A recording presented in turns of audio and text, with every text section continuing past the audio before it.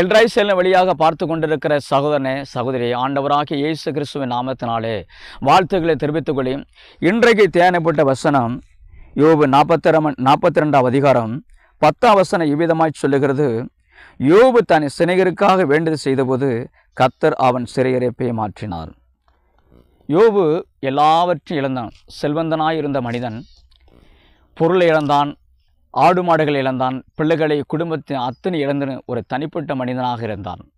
அவனுடைய சரீரத்தில் வியாதி, எல்லாவற்றையும் அவன் நெருக்கப்பட்ட சூழ்நிலையிலே தேவனை இருதயத்தை உணர்த்தி தன் சிநேகிதரை செபிக்கும்படி அவரை தோண்டினார்.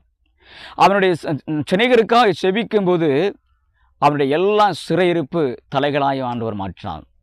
நாமளும் கூட இப்படி பிள்ளைகளுக்காய் செபிக்க வேண்டும், நம்முடைய நண்பருக்காய் செபிக்க வேண்டும், பிறருக்காய் செபிக்க வேண்டும், துக்கப்பட்டு நம்மளை எதிராய் பேசுவதற்காய் செபிக்க வேண்டும், அநேக நேரம் நம்மளை துன்பப்படுத்தினால் அவர்களுக்காய் செபிக்க வேண்டும்.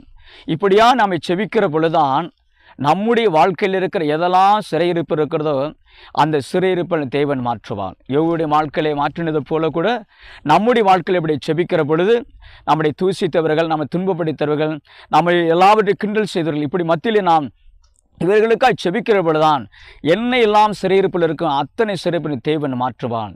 தேவன் தாமே இந்த வசனத்தை ஆசீர்வதிப்பாராக. ஆமேன்.